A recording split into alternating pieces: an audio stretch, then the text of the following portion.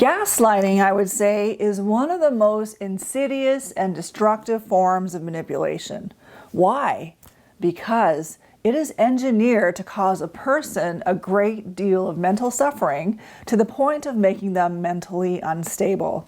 It is the manipulative weapon of choice that narcissists use to maintain power and control over someone in a relationship. Perhaps you have felt like you were going crazy in a relationship. Well, in this video, I'm going to share with you 7 disturbing gaslighting tactics that narcissists use to mess with your mind.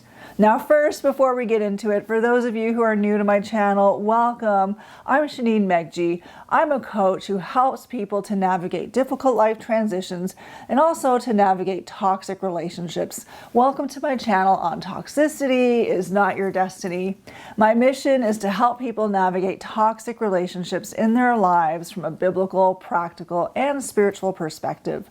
So if you'd like to receive regular content from me on this subject, take a moment right now, click that subscribe button, click that bell, because I'm going to be bringing you videos on a regular basis every week or so to empower you in navigating toxic relationships.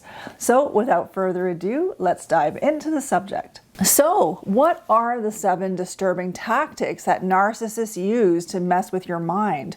Well, here goes. Number 1, they will tell you that other people, perhaps your friends or family members, are talking to them negatively about you. And they will say it to you like they are doing you a big service by telling you this information because they believe you ought to know the truth about what is really happening and what people really think.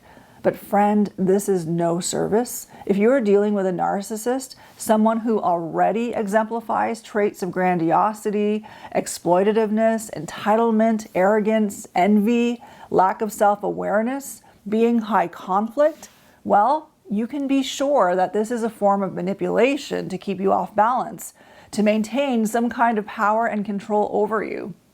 And why would this keep you off balance? Because now the narcissist is subtly dismantling your judgments and perceptions about the people in your life and environment and trying to trigger paranoia or a lack of trust in you. It's also a form of triangulation where your eyes are now off the narcissist and onto the people around you. So the narcissist is attempting to divide and conquer to weaken you so that they can gain more power and control in the relationship. Number 2, the second tactic that narcissists use to mess with your mind is to deny things they said or did, and they will go as far as reprimanding you for calling them out. Instead of owning up to their mistakes or lies or deceptions, they will make the issue to be about you being crazy, you being unstable or insecure or difficult because you're challenging them or pointing out their inconsistencies. And the narcissist can sound so convincing and confident in their manner of making you feel like you are crazy or difficult for pointing out their inconsistent or deceptive behavior. And they do this to the point where you question whether you are accurately perceiving reality. It can be very disorienting because your gut is telling you something, you intuitively feel something is off. Meanwhile, this person comes up with confident, eloquent, or well-reasoned arguments to cause you to feel utterly stupid or foolish. But your gut instinct is way more intelligent than your human reasoning. The gut instinct, which is the unconscious mind, can pick up things way more quickly than your conscious reasoning mind. So it's important to listen to it. And it goes without saying that you should also listen to the voice of the Holy Spirit, because the Holy Spirit can reveal things that even your unconscious mind does not pick up. Number 3, a narcissist gaslights by accusing you of doing the things that they are blatantly doing wrong against you. If they are committing adultery, they may accuse you of cheating on them.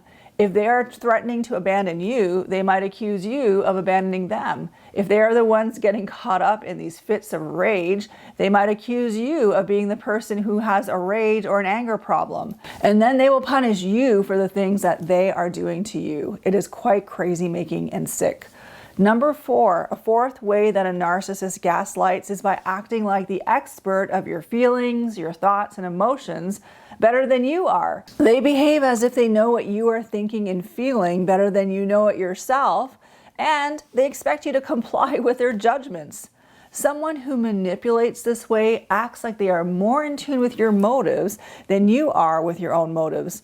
And this can throw you off balance because such people will not accept you challenging their thoughts or opinions and will come up with all kinds of plausible sounding explanations and arguments as to why their judgments of your feelings and thoughts and emotions are right and yours are wrong.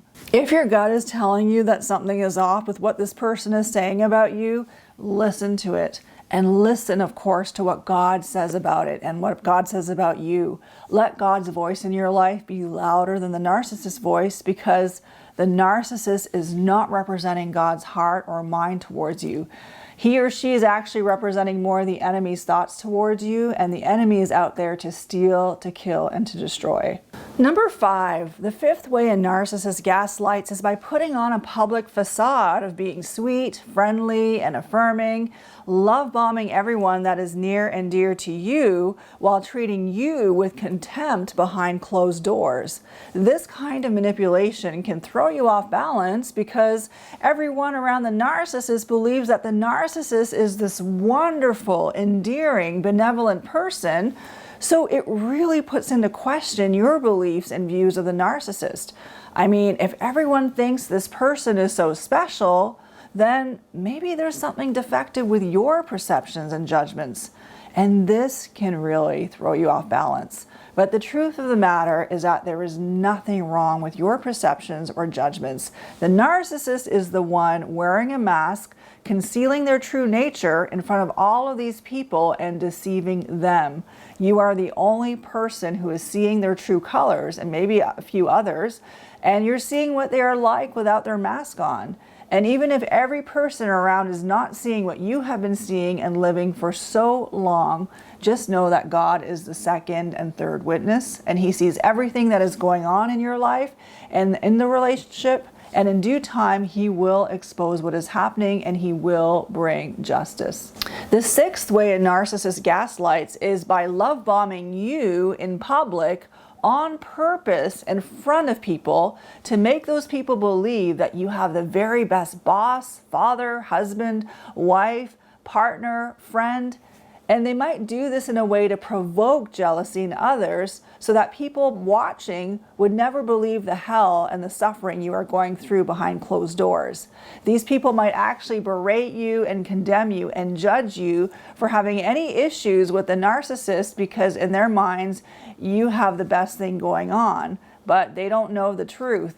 And so you are really in a bind. You could go through secondhand abuse with people telling you you're not being appreciative enough, or you're being too hard, or maybe you're the one with the problem. And this can be confusing and debilitating.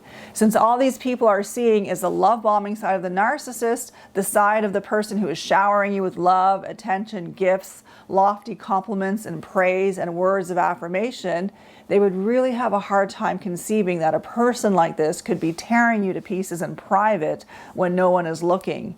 But a narcissist will do these calculated kind of things to discredit any testimony you might have about them, and to also engage the people who are witnessing their love bombing of you to gaslight you. And this can throw you off balance because when you have not just the narcissist gaslighting you, but people all around you gaslighting you also, being outnumbered can really cause you to doubt your judgments and perceptions. You might start to believe maybe the narcissist is a great person and there's just something wrong or defective with me. I'm to blame. But that is exactly what the narcissist wants. It is cruel and calculated, and you are not overreacting, and it doesn't mean there is something wrong with you. This is 100% manipulation on the part of the narcissist. And remember, God is the second and third witness, and He sees everything that is happening, and God cannot be gaslighted. Number 7, the 7th way a narcissist gaslights is by rewriting your history with them if the relationship goes south. If they discard you or you leave them, they may gaslight you and even themselves by retroactively canceling out all the good that ever existed between you and them and rewriting history as if you meant nothing and that your presence in their life was evil. Again, this is a form of manipulation to get you to question your version of reality with them, because they're not only changing the present, but they're also changing history. At the end of the day, being gaslighted by a narcissist is more than just being manipulated. You are in a war on reality. A narcissist creates their own reality and tries to impose it on you, force it on you and others at every turn in subtle, insidious ways to get you off balance little by little in all these 7 ways that I shared, and more than 7 ways. So what can you do about it? To find out how you can be immune to gaslighting, I would encourage you to watch my video on 5 forms of gaslighting and how to resist it. Now, there is a bit of overlap at the beginning of that video with this one, but that video is very valuable information because in there I cover in a lot more detail how to become immune to gaslighting. So I would encourage you to watch it. So I hope this video was helpful in giving you insight into the insidious and crazy-making forms of gaslighting of a narcissist. Now, shifting gears, if you are thinking of leaving or have left a toxic environment and you're in a season of transition, check out a free training I have put together. It is all about 3 key ways to navigate a transition.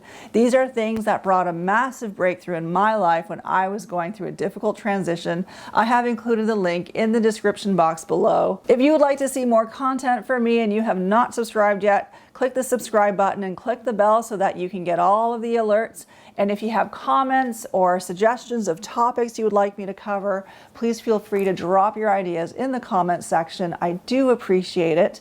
And this brings me to the end of my video. So I appreciate you. I thank you for watching, and I look forward to seeing you in the next video.